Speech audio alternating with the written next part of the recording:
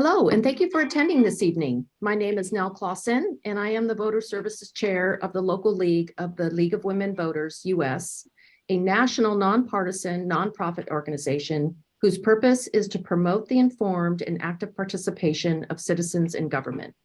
We welcome both men and women. I want to underscore the primary tenet of our organization, nonpartisanship. In the 102 years since we were established, we have never endorsed or opposed a candidate or political party at any level of government. We are ardent about positions, not people. It is sometimes confusing, however, because after a formal study process, we will and have taken positions on issues. We are truly grateful and impressed by those of you who are participating in tonight's forum, to the candidates for your willingness and courage to run for office, to the audience for your involvement in the democratic process, and to the local league members who expend a great deal of time and energy to make these forums fair and informative. I hope you enjoyed the slideshow with important information about the league. If you missed it, please note it will run again at the end of the forum for about 5 minutes. With that, I'd like to introduce Bertha Cooper, the moderator this evening. Bertha has moderated many forums for the league, and we do appreciate her volunteering to do this one for us this evening. Bertha? All right, thank you, Nell, and thanks also to the league members who created the slideshow for you. And again, if you missed it and want to see it again, we're replaying it at the end of the forum. Greetings and welcome to our candidates. Thank you for making this possible. And welcome to all of you who are joining us through Zoom and those of you who are watching the forum on Peninsula Area Public Access TV. I am Bertha Cooper, a league member and your moderator for this forum. The league holds a candidate forum for primary races when 3 or more candidates have filed for office. Tonight, we asked 3 candidates from position 6 of the Port Angeles City Council an opportunity for their public to meet and learn about them through this forum. The candidates in order of filing are Navarra Carr, who is here today to answer your questions, Mark Cargillian, and I hope I have pronounced that name correctly. Mr. Cargillian did not respond to the league's outreach and invitations and is not here or represented in this forum. And then we have Nicholas Merrigan, who is here today to answer your questions. And Nicholas, I see your name there says Nick. Do you like to be called Nick? I think he said yes. Yes. He is muted. All right. Thank you. Thank you. All right. Questions were submitted by citizens, and I will pose those questions to the candidates. The league solicited the questions through a press release and social media. Another way to learn about candidates' views on issues is to go to vote411.org. That's VOTE 411.org. Candidates provide unedited answers to questions different from those asked here tonight. Vote411.org. I'll also remind you that people unable to join the forum today can view an unedited recording by going to our website, LWVCLA.org, for a link to our YouTube channel. The recording will be available in a few days. Let your friends, those unable to attend today, and your neighbors know. Now I will introduce Bonnie Blas-Bonich, who will explain how the timing for candidates' responses will work for today's forum. Bonnie. Hi, everybody. My name is Bonnie, your timer for tonight's forum, and I'm going to show you how the timing will work. I'll be alternating between the timer, title screen, and a countdown video. After the monitor asks a question, each candidate will have the same amount of time to respond. Once a candidate begins speaking, I'll start the countdown timer. The timer begins with a purple background, and when there are 15 seconds remaining, the background turns yellow. When the time is up, the background is red, and the word stop appears. Candidates may finish their sentence, but then need to stop. Thank you for trying to stay within the time limits. Also this year, I am adding chapters to the YouTube video recording so you can easily find specific parts of tonight's forum to review. The recording will be posted on our website in a few days. And now back to Bertha. All right, thank you, Bonnie. I will begin by telling you about the position to which these candidates aspire. This information is on the City Council website. There are 7 members serving on Port Angeles City Council. Each is elected for a 4-year term. Members do not represent any particular district or area of the city. In the general elected, voters cast their vote for all council positions on the ballot.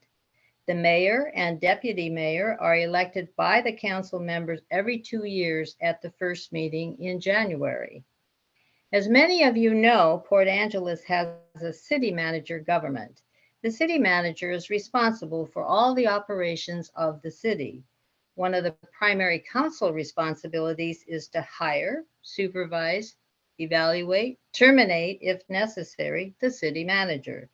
The council also sets forth the vision, strategic plan, policies, budget, and legislation under which the city manager and the departments work. City council members receive $550 a month and can expect to do 30 to 40 hours of council work a month. It is now my pleasure to introduce and thank 2 of the citizens running for Council Position 6. We're going to do this in 2 parts, the introductions. The first part will be for the candidates to tell about themselves, and the second part will be to tell about their goals and expectations for the term of office should they be elected. So we're going to start in the order of filing. So Navora, will you start by giving your relevant background, education, experience, and qualifications? You have 90 seconds. Great. Well, thank you so much, both to the League of Women Voters and the North Olympic Library System for hosting me today and giving me the opportunity to speak with you and answer your questions tonight. And I will also give that brief introduction. So I'm currently serving my first term on the Port Angeles City Council. I'm also a second-year law student at Seattle University School of Law, where I'm enrolled in the remote Flex JD program, which has allowed me to continue to live here in Port Angeles, which is where I want to practice after I graduate. And I'm graduating at the end of next August, and I'm really excited. The day can't come soon enough. So prior to law school, I attended Sacramento State University and majored in philosophy. And then I served for 2 years in AmeriCorps and worked in nonprofit administration and finance, including working at a housing and homelessness service provider, and then 2 land trusts when I moved here to Washington. And I'm running for a second term because I love Port Angeles and I want to continue to make our community better. Port Angeles is weathering challenges from the after effects of the pandemic to a housing shortage, to the childcare shortage, to the opioid epidemic. These are big challenges that need forward-thinking leaders, and I believe that my leadership on council has helped to make positive changes. Thank you for your time and your consideration. Thank you. Nick, please tell us your background of education, experience, qualifications, and why you are running for this office. Nick? You're muted, Nick. All right, it's a little different doing it online than face to face. Well, thank you for having us tonight. It's an honor to be here. I'm just a guy that moved to Port Angeles, 12 years ago, and it's a beautiful place. I moved into we went through the self-help program and built our own house. So I moved into an HOA that way. So I was on the board of directors there for 5 years. I had 2 terms there. Every term we had to, after our term was over, we had to take at least a 2-year break and then get back on. And so that was my experience in helping run a homeowners association. I do have a bachelor's in interactive digital media. I went to Northwest Missouri State University for that. And in interactive digital media, I like to say is computer stuff. A lot of people ask, and then I start telling them what it is, and their eyes start to glaze over. So I just knocked it down to computer stuff. So I'm running for city council for my children. I am a proud foster parent of 6 children. We have 3 biological, 2 adopted, and 1 currently in our care. And I would like to just be a part of this amazing city and help push it along. Thank you. Okay, Navarra, tell us about your goals, priorities, and expectations for the term in office should you be elected. So I started my term in 2020, right before the pandemic hit. And these past 4 years have definitely had their fair share of challenges for all of us. But I'm proud of what I've helped to accomplish on the city council, especially as we did weather these challenges that none of us could foresee. So I'm excited to run for a second term and continue to serve all residents of Port Angeles. Now I want to continue the work that we've started and to build a Port Angeles where everyone can thrive, not just survive. I'm working towards a vision of Port Angeles that we all share, a safe, healthy, and resilient community where our children can attend good quality schools and grow up to attend college, return or stay here in Port Angeles to get a good family wage job, and one day afford to buy a home for themselves and their family. My leadership and experience on the city council has led to policies that are changing Port Angeles for the better. And there's still more work to be done.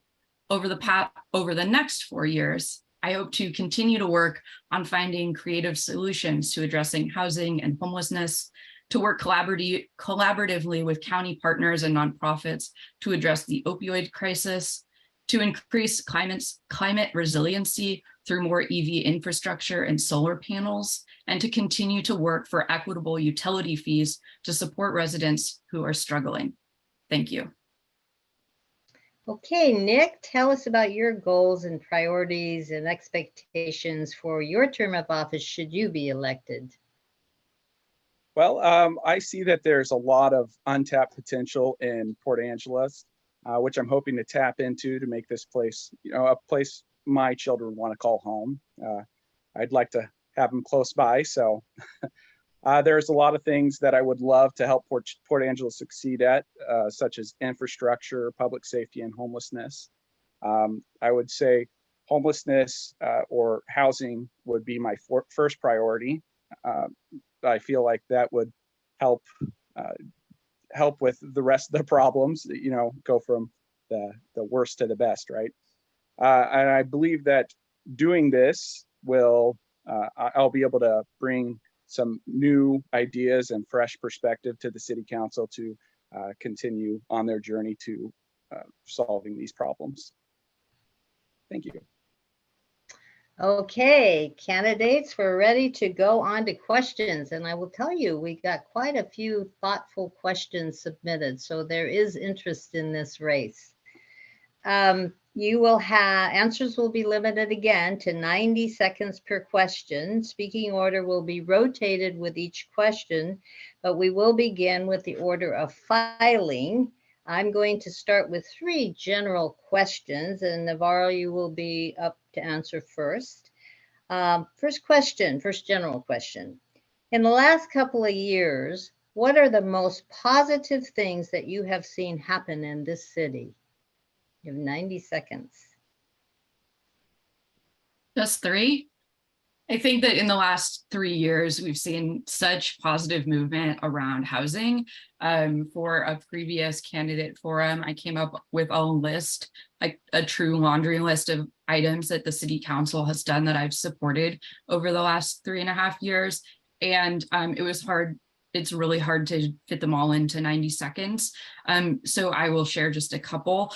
The first is waiving building permit fees for multifamily housing units. reducing lot size requirements so folks can either split the size of a lot or add an ADU, and other, I think, really exciting changes that are really forward thinking about and really on the cutting edge of how cities are responding to housing crises all across the state and right here in our hometown.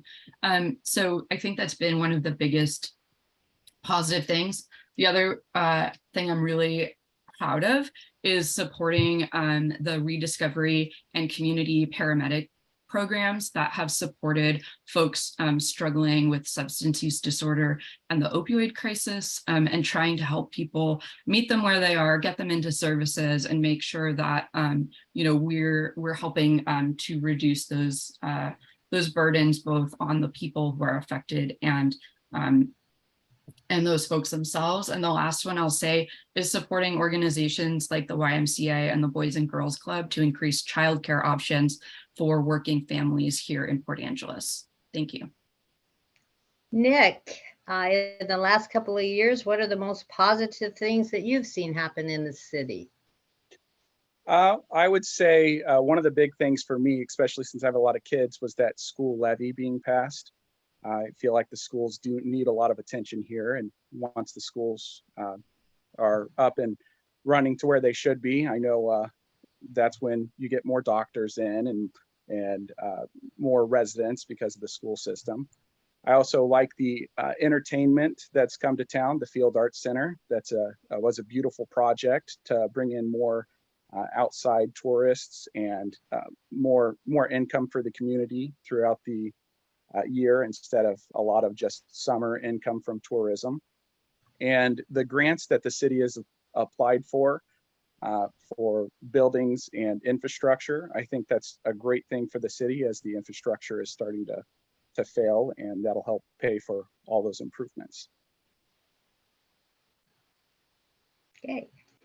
Nick, you will be up first for the next question, and that is, what is your vision for the city? How can you, as a city council member, help implement that vision? Oh, that's a good one. Well, my vision for the city is to make it a better place, something that, like I said, my kids will want to live in. So cleaning up the homeless encampments and fighting the war on drugs. And to be able to do this, I don't think I can do it as one single person, but I think it's more of a community effort. And so me listening to the community, seeing what exactly they want, and then going along with their ideas and voting for what most of the people want instead of my own ideas. So working as a team as a city council member is priority. Navarre, your vision, and how would you help implement your vision? So as I said, that I too really believe that our community should be focusing on the quality of life for all folks, including our young people, helping them be able to go to school here, go to college here, go to college elsewhere, be able to come back, and then be able to have jobs that pay the bills, and be able to buy homes. Those are values that I know are close to me. They're close to a lot of folks. And I think one of the ways to help achieve this vision, and I'll add too, I think one of the real strengths about Port Angeles is our community-minded spirit and how we treat folks with compassion. And I think those are also values that I hold dear along with other folks. And so to achieve those, I think it's really key to be able to work collaboratively with my colleagues on city council, with the city manager, with department heads and staff members, and hearing responses from them as well as community members and constituents, but being able to respond to people respectfully, and have disagreements that make our community better, and that we hold with respect. So I think that community collaboration and being respectful are some of the ways that I will help achieve that vision. Thank you. The last general question, and it will be yours first, Navarra, is some days we think government interferes too much, and some days we don't think government does or has done enough. In what ways do you think citizens can be part of finding solutions for problems that affect the community? Navarra? So this is my favorite topic to talk about, because there is such a need for people to either write into city council or talk to us at the farmers market, or participate in debates like this or forums like this, where people get to share the issues that are facing them. One of the stories that I love to share is my friend has an e-bike and I don't.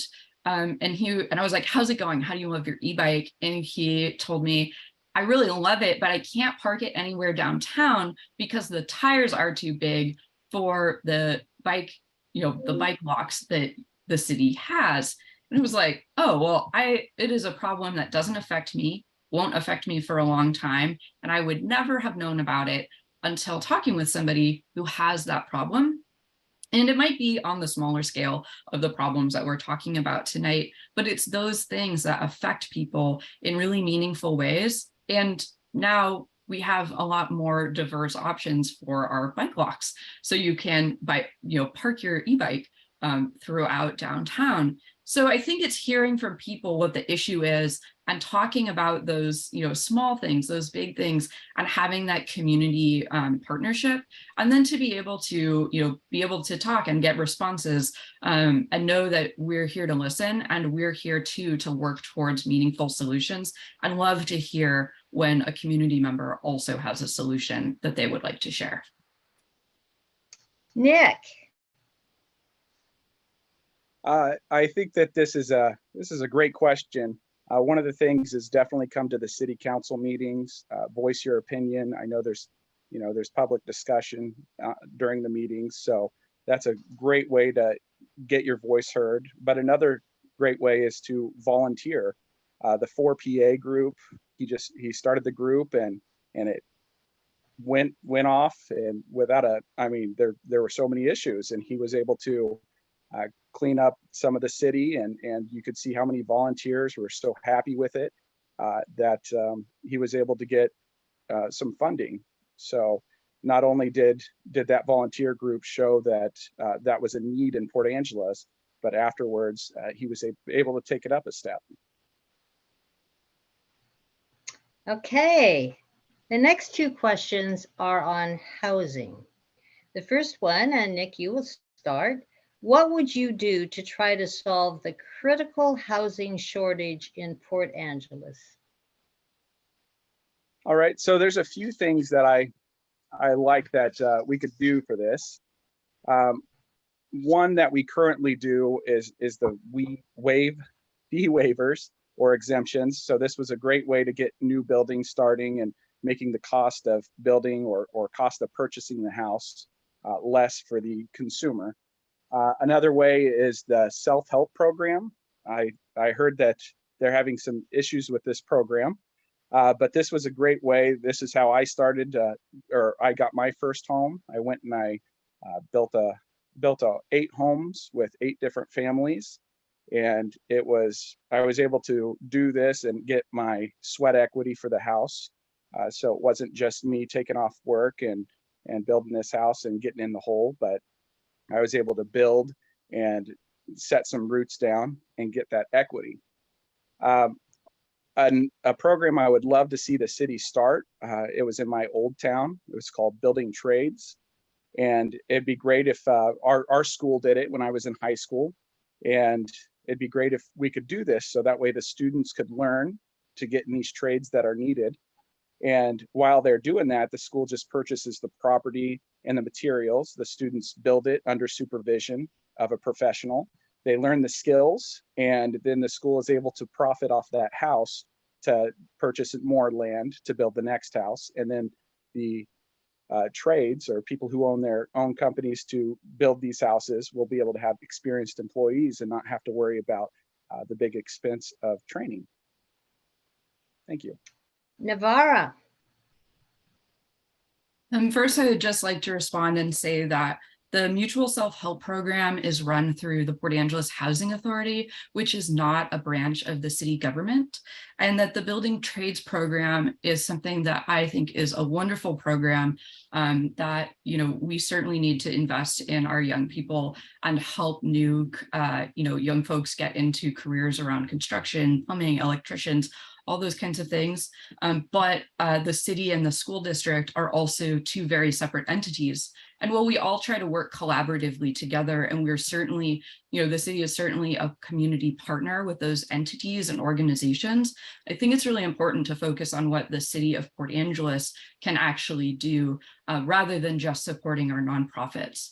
So with that, I think there's two potential solutions. As I said, the city has done a substantial amount around housing over the last few years, and I'm really proud of what we've done, but clearly there's still work to be done. So one of the things that I think that the city should be moving in a direction to look at, and we are, is around community land banks and having, a citywide program that has land for folks to be able to use, to buy, to build housing on. And second is fixing our utility connection issue so that people who do have multiple units on one lot can combine their sewer infrastructure so that they don't have to have additional costs to provide sewer for the new building that they build on their own lot. Thanks. Our second housing question comes from a person who was concerned about multi-unit housing development. And the question is, do you think the city is requiring enough parking spaces to accommodate need and not interfere with nearby single residences? And Navara, you're first. I absolutely do. I live in a single family residence. And when you look at what my neighborhood looks like, there's tons of parking. And at the multifamily housing complexes, the apartment complexes nearby, there's also tons of parking. And some of the ways that we can reduce the impacts of cars and parking is having better transportation infrastructure, which, to be honest, certainly could be improved in Port Angeles. So some of those things, what our city did is have exemptions for certain parking requirements if there is a close bus stop. So as I said, in my neighborhood, the closest bus stop is 8 blocks away, right? So that's a long ways to walk. But in other places, right, it just goes right down, right down the street, right in front of your home. And in the first home I lived in Port Angeles, the bus stop was literally across the street. So much more convenient. And so it's places like that where having better infrastructure means that you don't have to be as reliant on, single use vehicles, which helps to reduce parking requirements. And we can look at creative solutions around parking by having, housing infrastructure that is more available to us in areas that aren't impacted by a parking shortage. Nick, do you think there's? Go ahead. Go ahead. Sorry. Okay. I was just going to repeat the question. I'm sorry. You start. That's all right. Yeah, I believe the parking's adequate whenever they do engineering and they're considering the parking in multifamily homes. I know they take that into consideration. Me having a large family and having kids getting ready to become driver able. I know I have 2 parking spots in a garage and then a couple parking spots outside. So I feel like there is adequate parking. Now, the further you go downtown, that could be debated if there's enough. But yeah, I feel like the big portion of Port Angeles has enough parking for multifamily homes. Okay. The next 2 questions are on homelessness, and Nick, you will start. What do you think are the primary factors that create homelessness, and what can the city council do to reduce homelessness? I believe the primary factors of homelessness is not getting the basic needs that they need. So if they're getting priced out of rent, then they don't have a house, or if they have a house and they can't afford food, or medical needs. The way the city can solve this, well, they have the food bank, which is great, but I know for the housing, the shelters get full. My parents actually experienced homelessness when they moved up here. And the way they solved that is the city had a program that would house for up to 4 months while they got on their feet. And so my parents were one of those people that moved into those places, and they spent 2 months building up enough money to move out on their own. And then they had their basic needs met.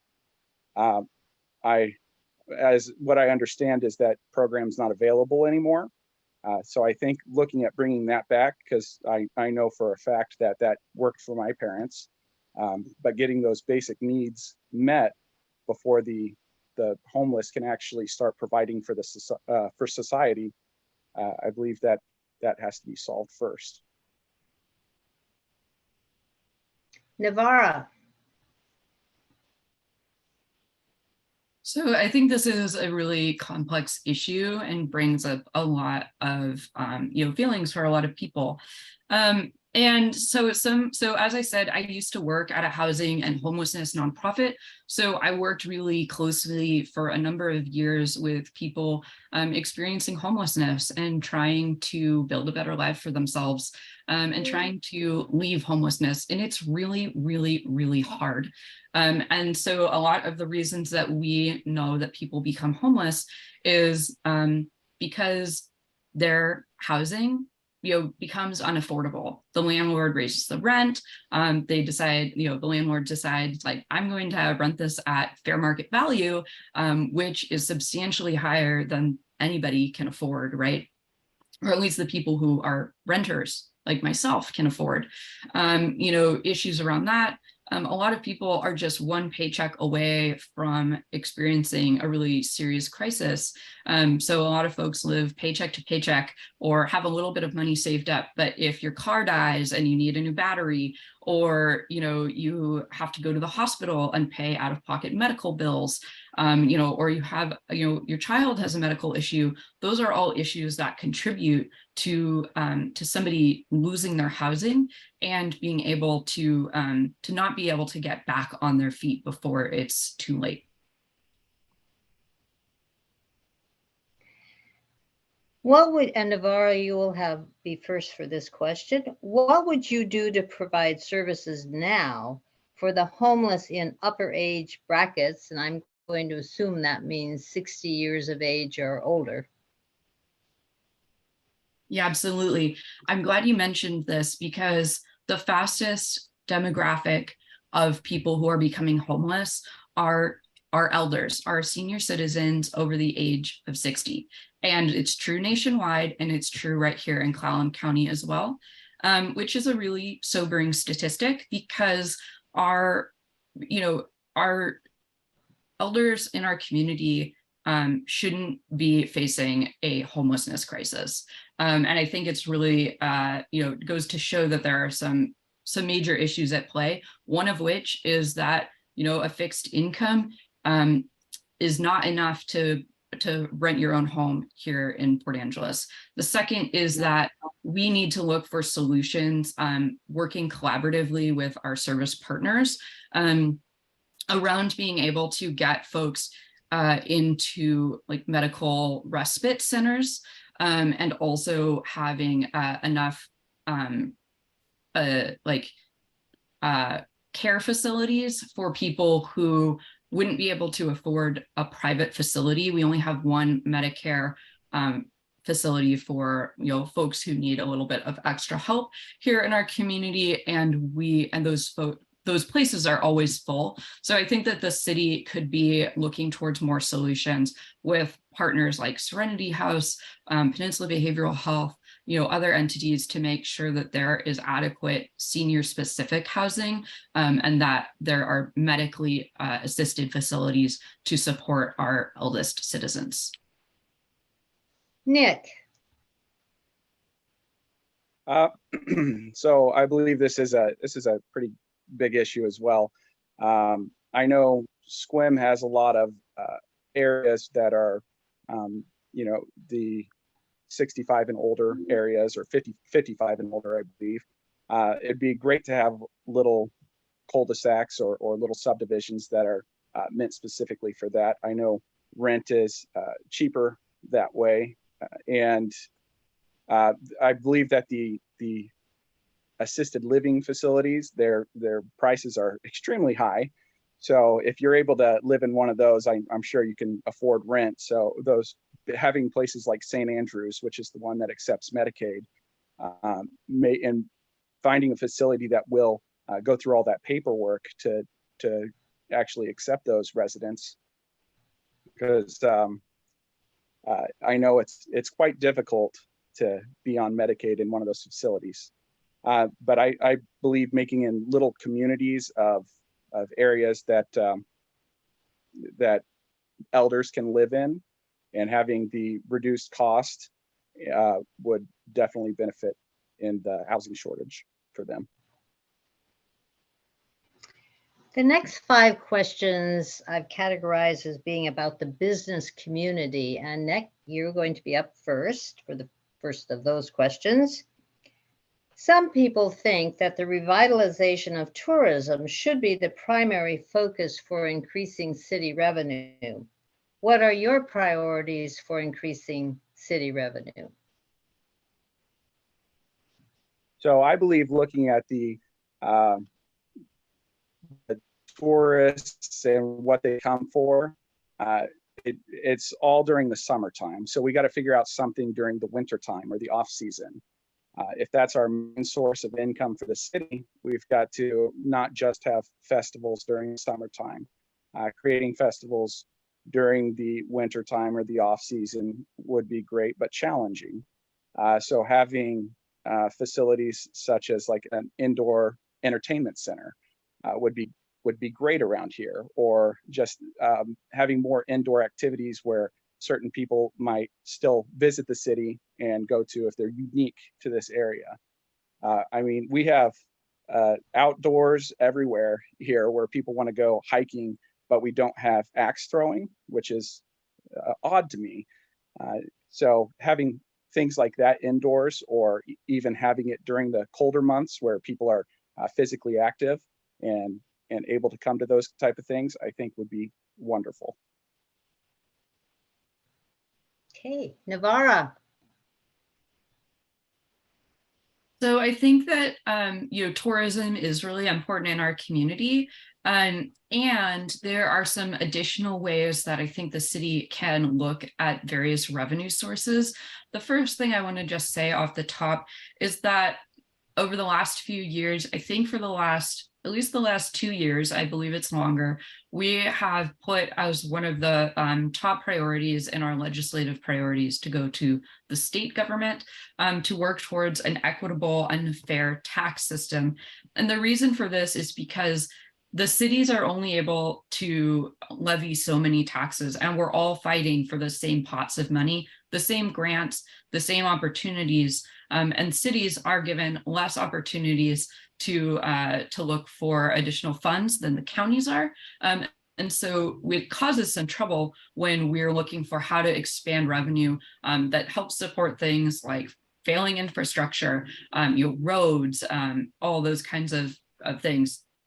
So with that, one of the things that I'm supporting are some opportunities that will go to the voters next year, likely next year, and some things that will happen, that could potentially happen as city council votes, one of which is a border fuel tax, which would help fix roads impacted by tourism. Personally, I am really gunning to fix Railroad Avenue downtown, and then looking at some revenue opportunities through vacant homes and other areas like that. Okay, And Navarro, you'll start with this question. Do you think the number of people who seem under the influence of drugs or alcohol seen in our retail areas is a problem that keeps people out of the retail areas? And if you do, is there anything the council can do? I think it's clear in our community that we have a substance use crisis. Our county has one of the highest rates of opioid deaths statewide, which is a really sobering statistic. So I think that we have a crisis around substance use, whether it's in our downtown corridors or within people's homes. I think that we can respond with compassion and with upstream approaches that try to solve the issue. So as I mentioned before, we have some great programs through the Rediscovery program and our community paramedicine program, which is run through the fire department. And both of those work towards identifying folks who are impacted by substance use and other problems like mental health problems, and work with them to get into services and to reduce 911 and ER visits. And so we also have just hired a new downtown resource officer, which I voted to support. And he has been working since the beginning of the year, specifically in our downtown corridor, to connect those folks with services and work directly with business owners to make sure that they feel like the city is being responsive and that their businesses are safe to go into. Thank you. Nick. I believe that it is an issue in parts of downtown where people may be deterred to go to that area downtown. I was very supportive of the resource officer. That was a great thing for downtown. I think that it should have never left. But I believe having more availability for substance abuse facilities, such as the healing center in Squim, is something around here that'll help with the substance abuse. But yes, it is a problem, and I believe we need to come up with some solutions to get them out of the downtown area, especially so people can go downtown and feel safe and shop at those downtown stores. Okay, next question, and Nick, you will start. What can the City Council do to build a more thriving business community? What improvements, if any, would you bring to the City Council for consideration? I believe that the downtown community, I can't remember the name, is it Uplift PA or something like that? It's a great grant system that they have to beautify the outside of the storefronts, having a diverse storefronts instead of just all antiques or just all shopping centers. Having a unique selection of those downtown businesses would help. Accepting businesses that will improve the entertainment industry downtown, such as the Field Arts Center, that'll bring foot traffic around there, and having hotels that are up to date, such as the Elwha Hotel that's going to be built. I believe that'll improve the downtown foot traffic area as well. And as long as Port Angeles keeps remodeling the downtown front area and keep going back, I think it's going to be a beautiful downtown for everybody and to enjoy. Navarra.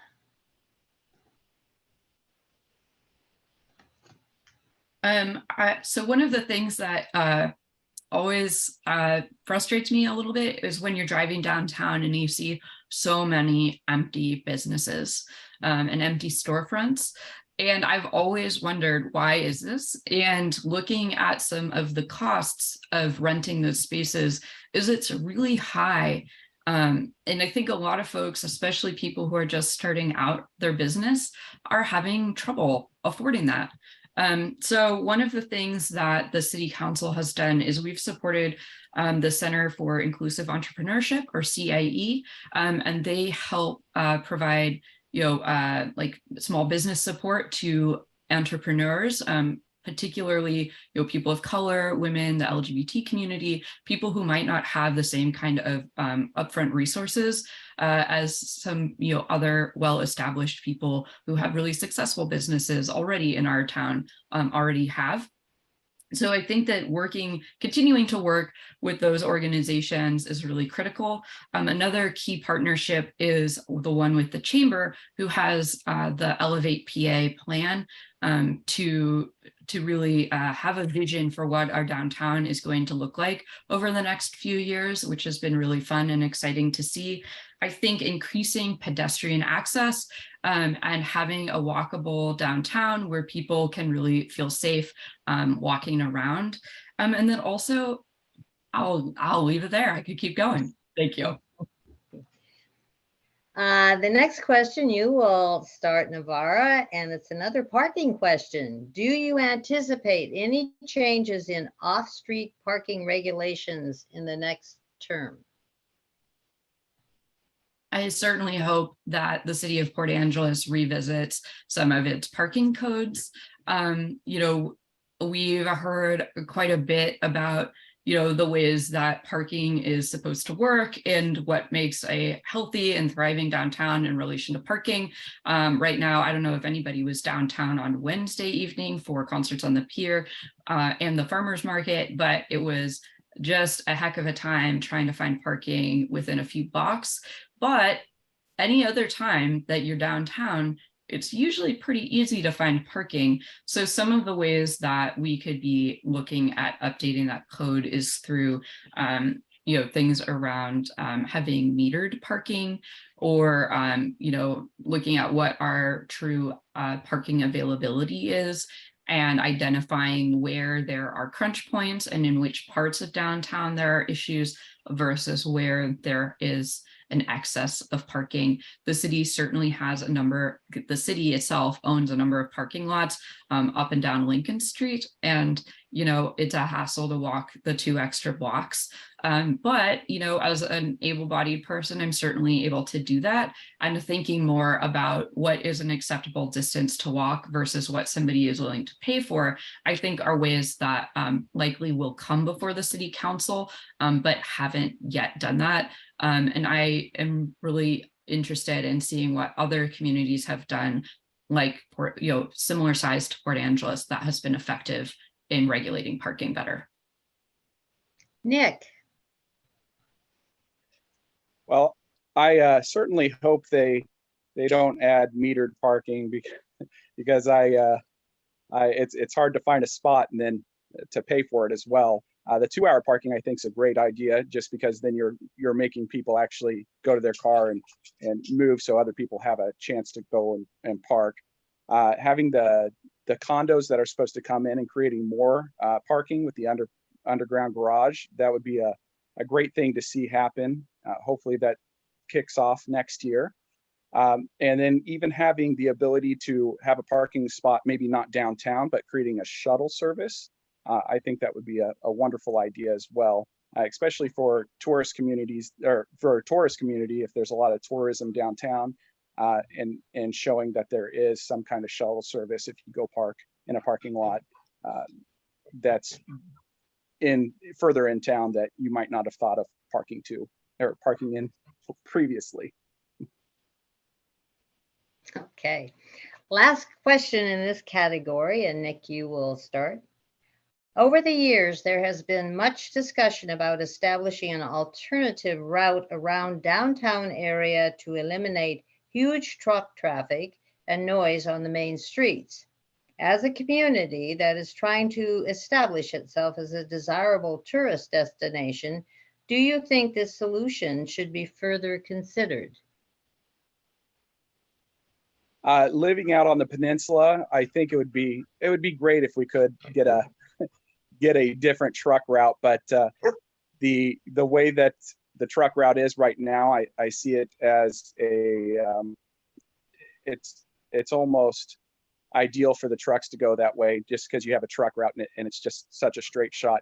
I think changing that truck route might create a burden for the truck drivers as well, and we want to make sure that those people that provide those services out here don't get discouraged from coming because they have to go a harder route for those truck drivers.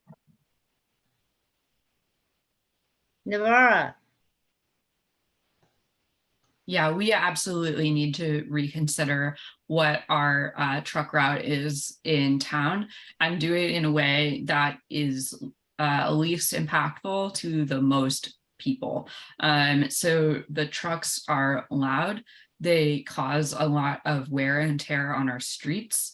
And they're, going out to places, pretty far west, either, like down at the mill, or around Marine Drive, or out 101. And so I think having them go through downtown is definitely a challenge, and trying to think about where are the other routes, right? One of them would go right by a school, which also isn't necessarily ideal either.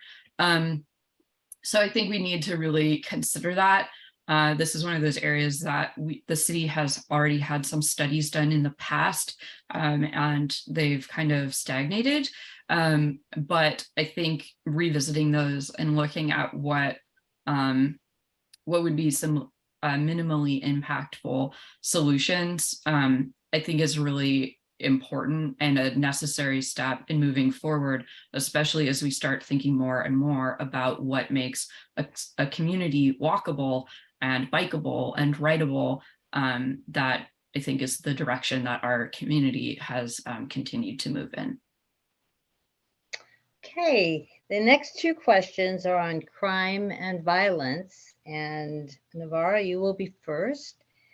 What, if anything, do you think can or should be done to improve ordinances and enforcement intended to protect seniors and vulnerable citizens from unscrupulous vendors who promise to do projects like pressure washing their house, and once they collect the fee, they do not complete or they do a poor job?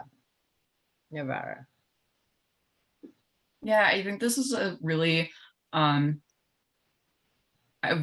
tough question, because the city, many years ago voted to get rid of code enforcement, and our city council brought it back, and we've expanded it. I voted to expand the code enforcement program a few years ago as well, and there's still a lot of work to be done around making sure that when people call in around, when they call in with complaints around codes, that they're able to get responses.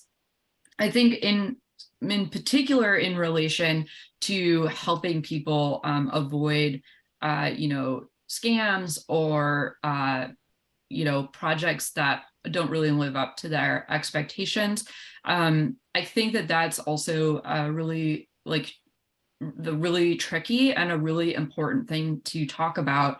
I think, again, working with our code enforcement around how to better enforce those pieces of code and making sure that there are ways that people can verify if a business is reputable, I think are really critical steps to starting programs like that, to make sure that people feel like they're getting the value that they have paid for, and certainly not be scammed out of their money. Okay, Nick. I think it'd be great if Port Angeles had a kind of like an Angie's List, but a PA list where you could tell those, or you can go online and check to see if those are reputable contractors or not. I know from experience, the HOA I had lived in had that exact thing happen to them before I became on the board, and I asked him, I said, well, why did you pay him the full amount before you got your fence put up? And they didn't have an answer for me. So the city actually having maybe a class that people could go to, not just elders, but anybody, because I know it's a problem with everybody. A class that shows what you should do when a contractor asks for everything up front, or reading contracts, anything like that, because they can get by just by some little words in a contract and say, well, you know, you weren't home at this time, and this says as long as you're at home. So I think education and a place where you can find those contractors as reputable contractors would be great. Last question on crime and violence. What can and should city councils do to prevent and protect our communities against organized or random acts of violence in the community due to strong political differences? Oh, I have to go first, huh? What can we do? I wish I could say we can all just be civilized, but I believe that as long as the city council works with the police force, and I know they're the professionals, so I would definitely take their advice and look into what they suggest for that kind of thing.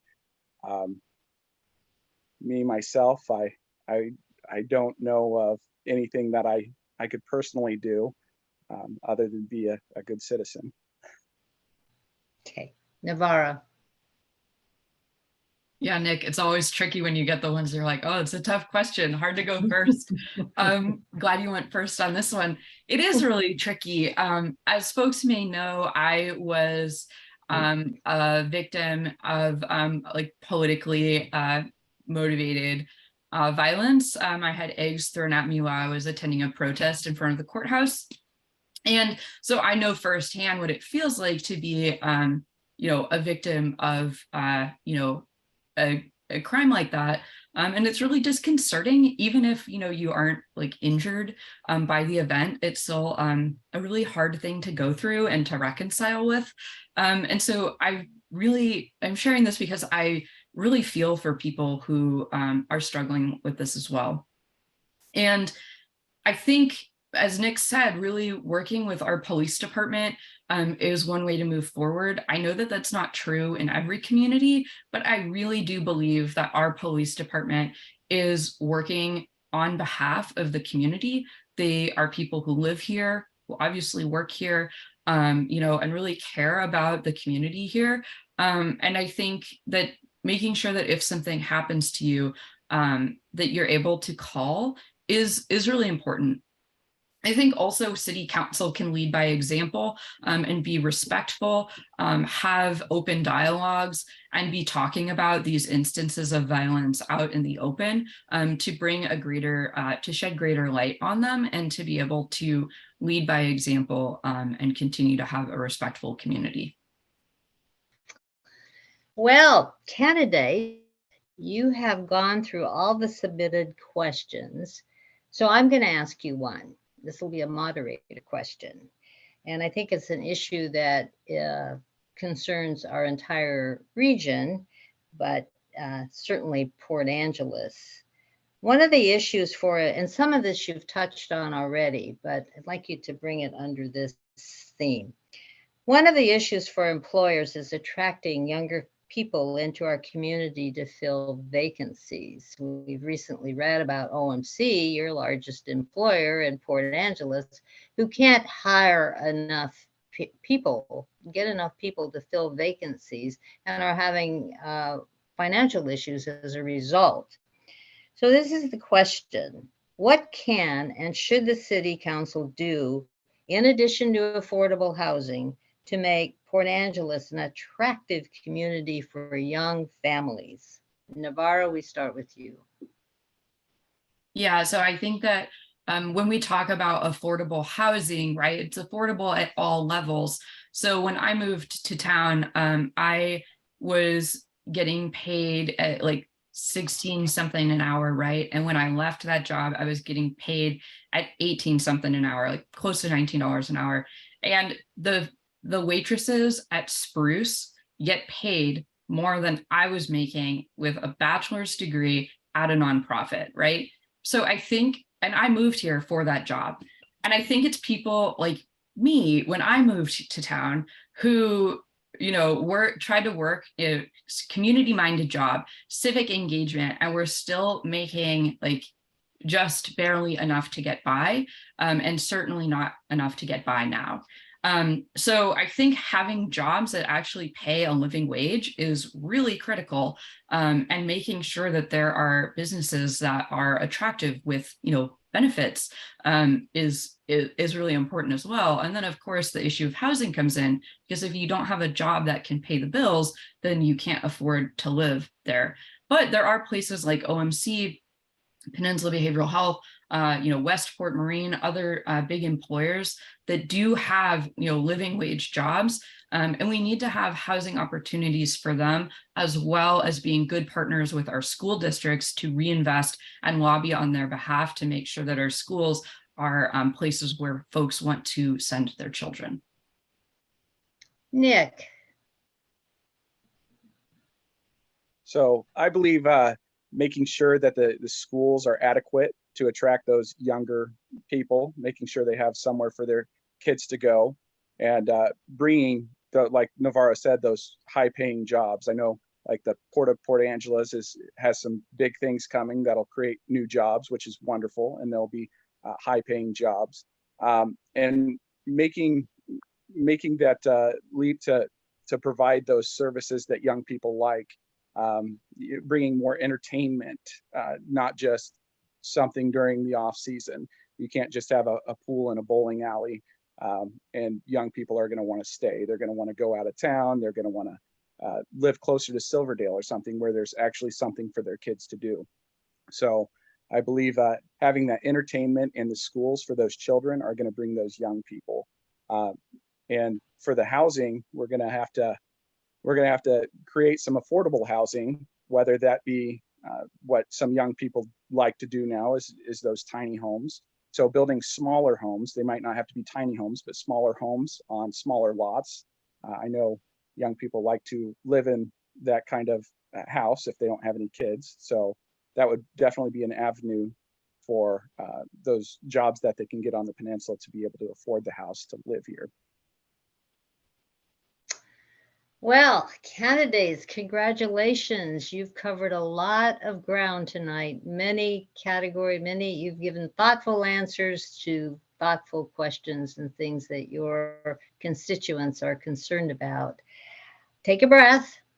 You're still smiling too. That's good. And would like you to each give summary comments. And you, again, have 90 seconds.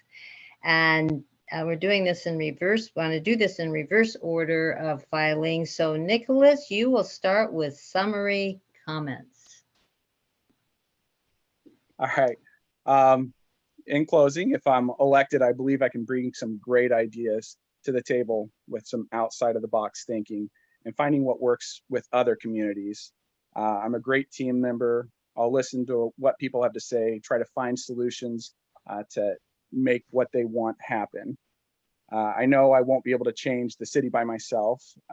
So like I said, if I'm elected, I'll hope that you'll be able to help me, everybody, to make this city a place that everyone can be proud to call home. I believe, making the city a safer place, a place with, I know you're not going to solve homeless overnight. So, reduce the homeless, reduce drug use, reduce crime. That would be a great start for this city, for a place that my kids want to grow up. Thank you. Okay, Navarra.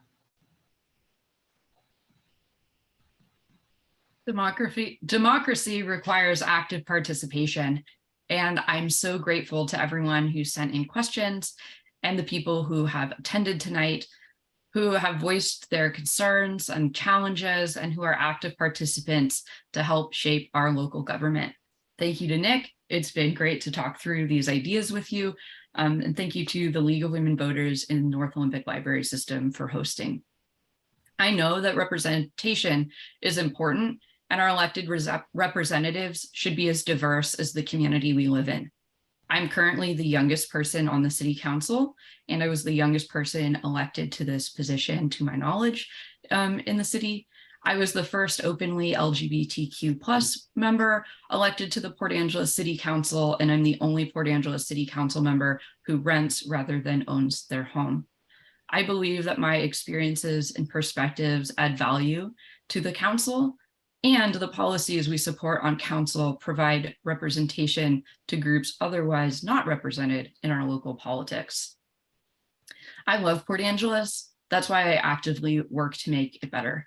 4 years ago, I ran because I wanted to see positive change, and I've spent my time on the city council dedicated to building a Port Angeles that works for everyone and is a sustainable community where we can all live, work, and play.